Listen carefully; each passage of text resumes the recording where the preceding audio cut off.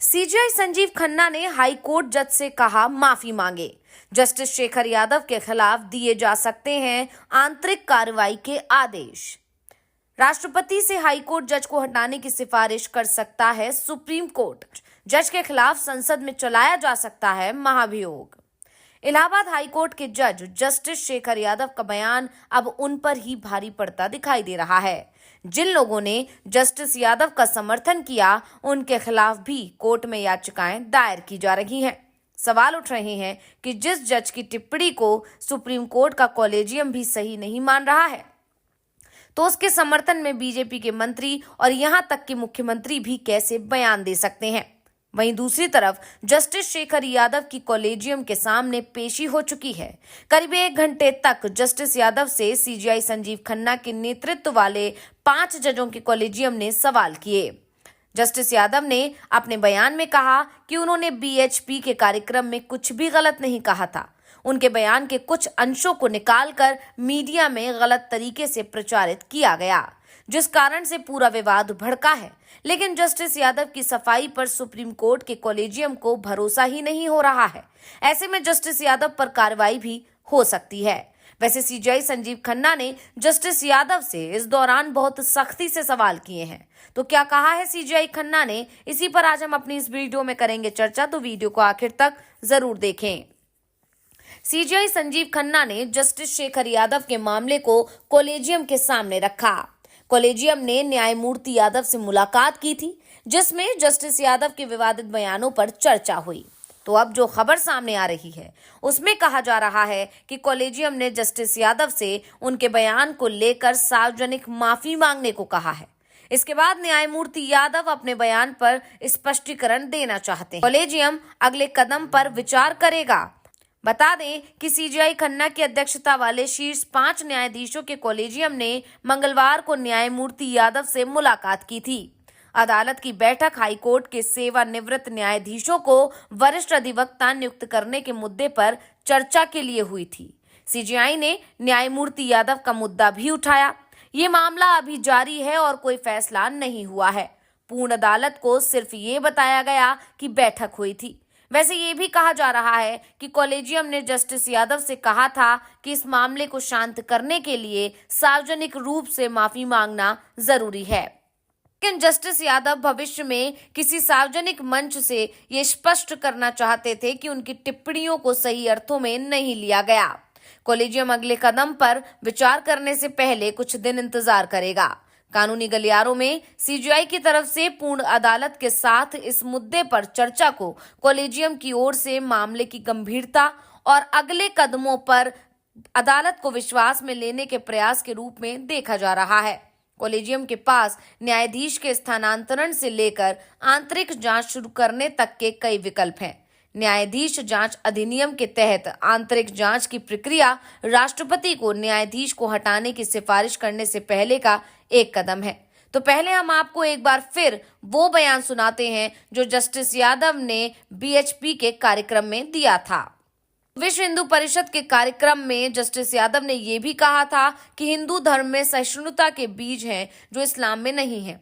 उन्होंने ये भी कहा था कि मुझे ये कहने में कोई संकोच नहीं है कि ये हिंदुस्तान है और देश हिंदुस्तान में रहने वाले बहुसंख्यकों के अनुसार ही चलेगा।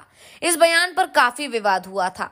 विपक्षी दलों ने न्यायमूर्ति यादव के खिलाफ महाभियोग की मांग की थी। कॉलेजियम अब इस मामले में क्या कदम उठाती है, ये देखना होगा। लेकिन जस्टिस यादव का ट्रांसफर हो सकता है या फिर उनके खिलाफ आंतरिक जांच शुरू हो सकती है। अगर आंतरिक जांच में उन्हें दोषी पाया जाता है तो राष्ट्रपति को उन्हें हटाने की सिफारिश की जा सकती है।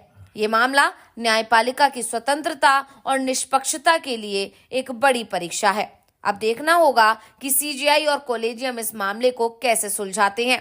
अगर जस्टिस यादव को आंतरिक जांच के आधार पर हटाया जाता है तो भारत में ये अपनी तरह का पहला मामला होगा, क्योंकि अभी तक हाई कोर्ट और सुप्रीम कोर्ट के जजों को हटाने के लिए सिर्फ महाभियोग की प्रक्रिया को ही अपनाया जाता था।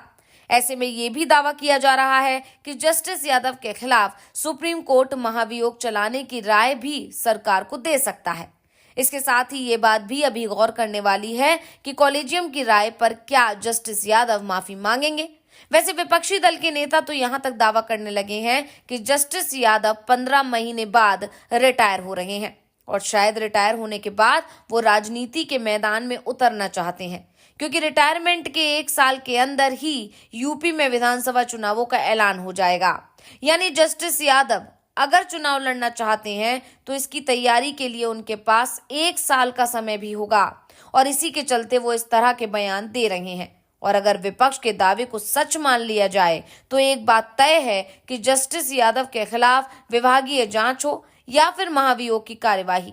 वैसे महाभियोग को लेकर तो ये कहा जा रहा है कि अगर जस्टिस यादव बीजेपी के समर्थन में हैं तो महाभियोग तो वैसे ही पास नहीं हो पाएगा और वो माफी भी नहीं मांगेंगे। ऐसे में नजरें अब सुप्रीम कोर्ट पर टिकी हुई हैं, तो जस्टिस यादव पर भी सभी की नजरें हैं। वैसे हम आपको महाभियोग की प्रक्रिया के बारे में भी बता देते हैं। अब क्योंकि संविधान में किसी भी जज को हटाने के लिए महाभियोग का प्रावधान किया गया है, हाई कोर्ट और सुप्रीम कोर्ट के जज को महाभियोग के जरिए हटाने के लिए संविधान के अनुच्छेद 124(4) और अनुच्छेद 217 में जिक्र है। ये प्रक्रिया बहुत कठोर है। केवल जज के दुराचार या कर्म अक्षमता के आधार पर ही इसे शुरू कर सकते हैं।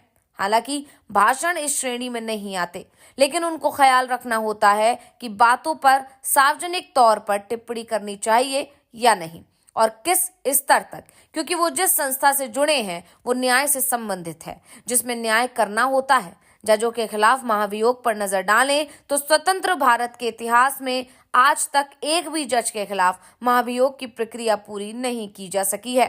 90 की शुरुआत में सुप्रीम कोर्ट के जज बी रामास्वामी के खिलाफ भ्रष्टाचार के आरोपों पर महाभियोग लाया गया था, लेकिन ये लोकसभा में पास नहीं हो सका। इसके बाद कोलकाता हाईकोर्ट के जज सौमित्र सेन के खिलाफ पैसों को लेकर प्रस्ताव आया था, लेकिन उन्होंने पहले ही इस्तीफा दे दिया। 2018 में तत्कालीन चीफ जस्टिस दीपक मिश्रा पर महाभियोग का प्रस्ताव लाया गया। उन पर विपक्षी दलों ने दुर्व्यवहार का आरोप लगाया, लेकिन तत्कालीन राज्यसभा सभापति ने उसे खारिज कर दिया। वैसे जस्टिस यादव के खिलाफ महाभियोग का नोटिस दिया गया था। राज्यसभा सांसद कपिल सिब्बल ने 55 सांसदों के समर्थन वाला पत्र राज्यसभा सचिवालय को दिया है, जिसमें जस्टिस यादव के खिलाफ महाभियोग चलाने की मांग की गई है। महाभियोग प्रस्ताव के लिए 50 सांसदों के समर्थन की जरूरत होती है, यानी प्रस्ताव के लिए जरूरी सदस्यों का समर्थन मिल चुका है। अब गेंद सभापति के पाले में है। वो प्रस्ताव की प्रारंभिक जांच के लिए जांच समिति का गठन कर सकते हैं। समिति में सुप्रीम कोर्ट के एक जज, हाई कोर्ट के एक चीफ जस्टिस और एक विशिष्ट विधि विशेषज्ञ शामिल होते हैं। समिति जज के खिलाफ लगाए गए आरोपों की जांच करती है और अपनी रिपोर्ट देती है। अगर समिति की रिपोर्ट में आरोप सही पाए जाते हैं तो संसद में महाभियोग प्रस्ताव पेश किया जाता है। प्रस्ताव को पारित करने के लिए सदन के 2/3 बहुमत की आवश्यकता होती है। अगर एक सदन में प्रस्ताव पारित हो जाता है तो इसे दूसरे सदन में भेजा जाता है। दोनों सदनों में प्रस्ताव पारित हो जाता है तो इसे राष्ट्रपति के पास भेजा जाता है। राष्ट्रपति की मंजूरी के बाद संबंधित जज को उनके पद से हटा दिया जाता है।